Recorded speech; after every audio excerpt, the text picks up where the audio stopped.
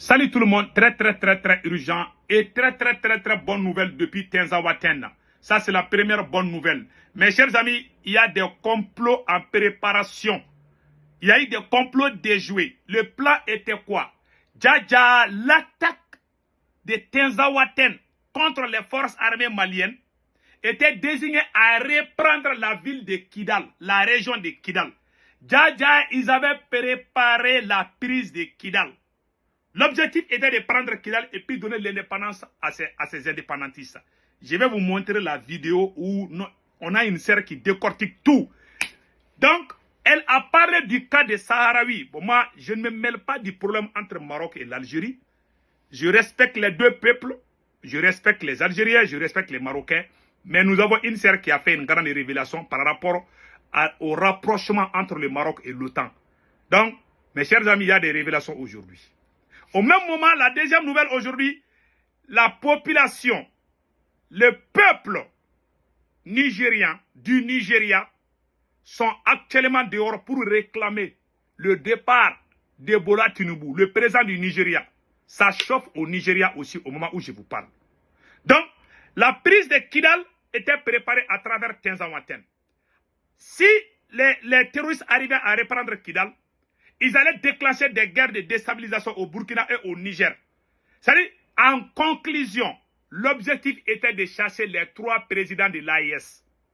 Ils ont leur agenda de chasser et mettre leurs pions dans ces trois pays pour rendre nos rêves impossibles. Voilà le plan qui est en cours, mes chers amis. Je vais vous montrer une sœur qui est en train de tout décortiquer. Donc, allons-y directement avec la vidéo là. Donc, écoutons notre sœur. Je vous parle aujourd'hui, vendredi 2 août 2024. Écoutons notre sœur.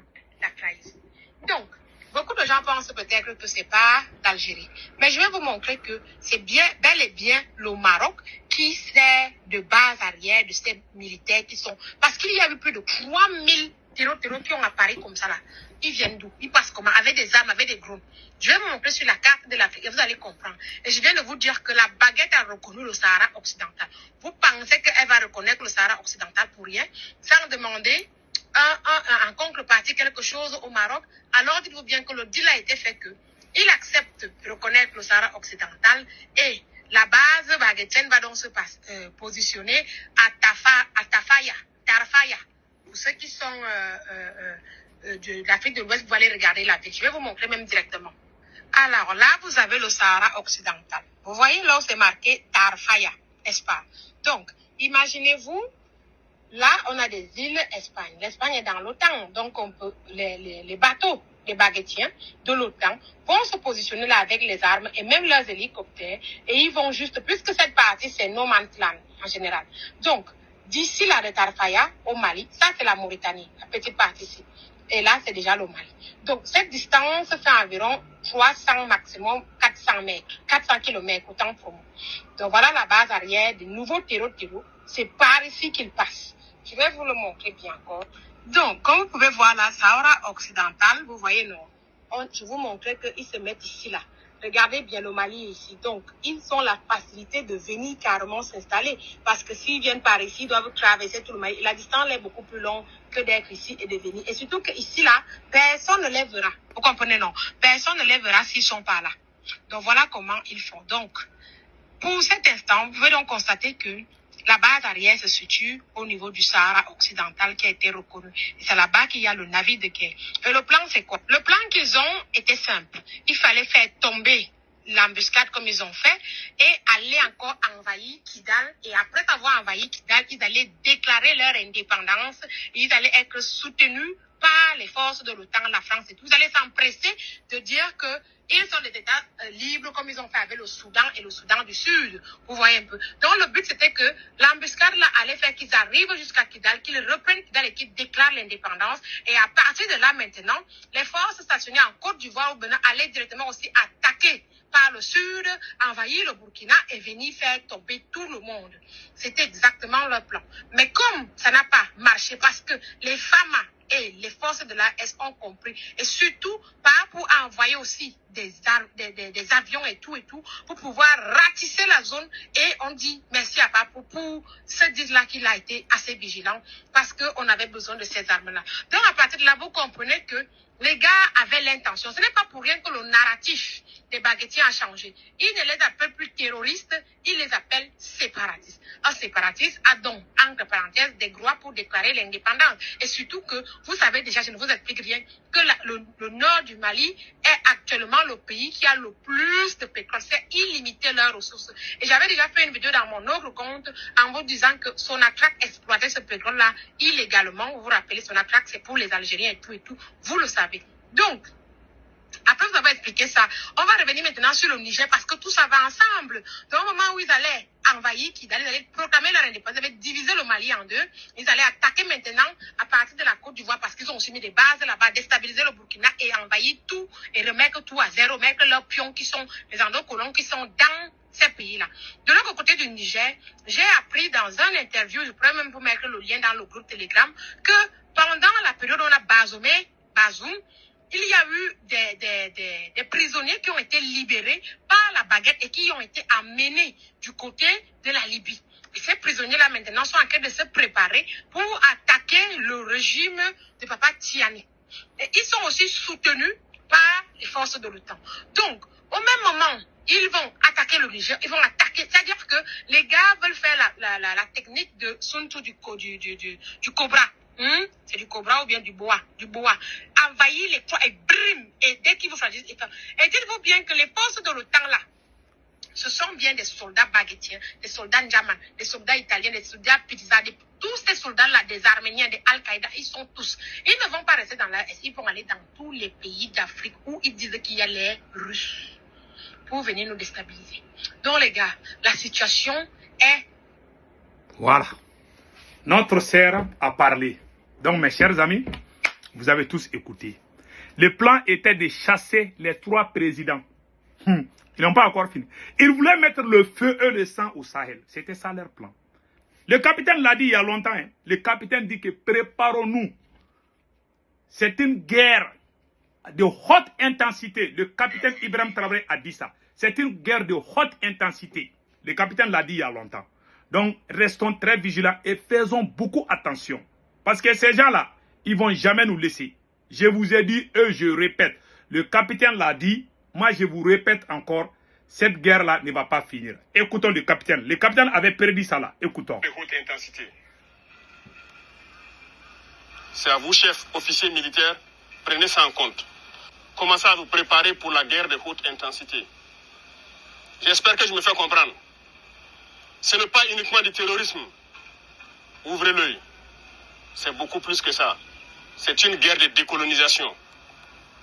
Et vous avez dû entendre ces derniers jours certains généraux ailleurs qui ont fait comprendre que s'il faille qu'ils viennent avec leurs armées nous recoloniser, il faut qu'ils viennent.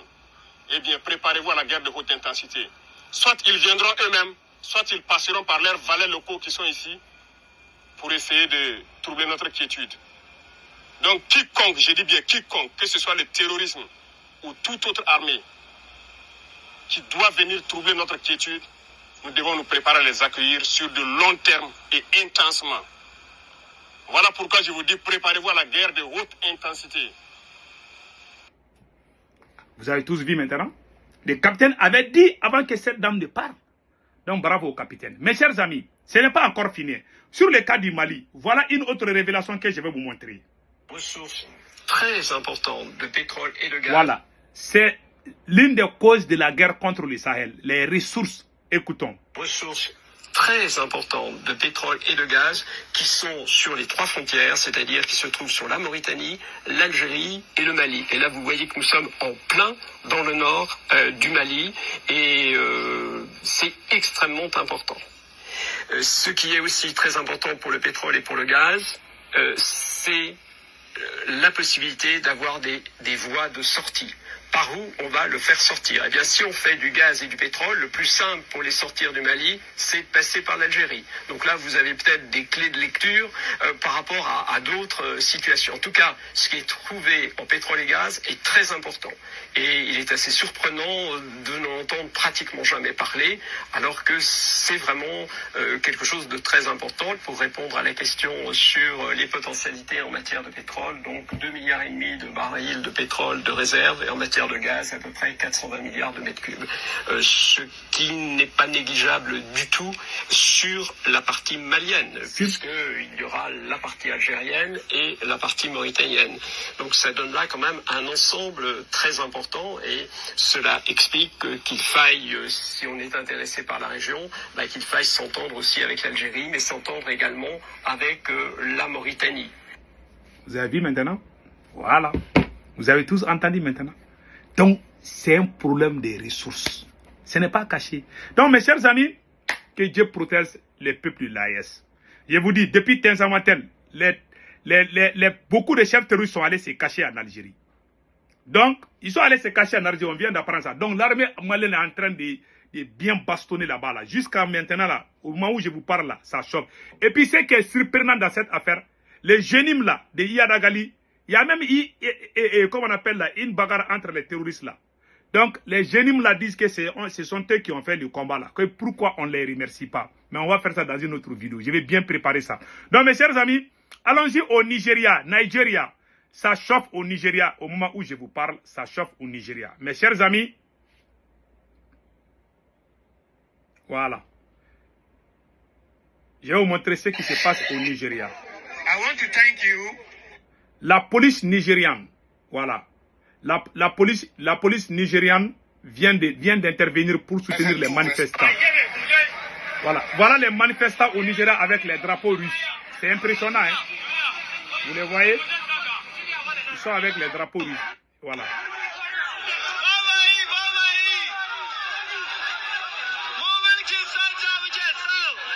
Voilà.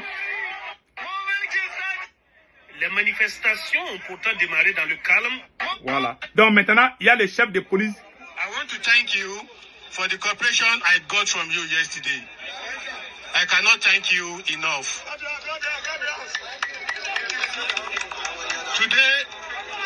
Today as well, I'm here to meet with you here and to let you know that so far so good, I'm saying thank you.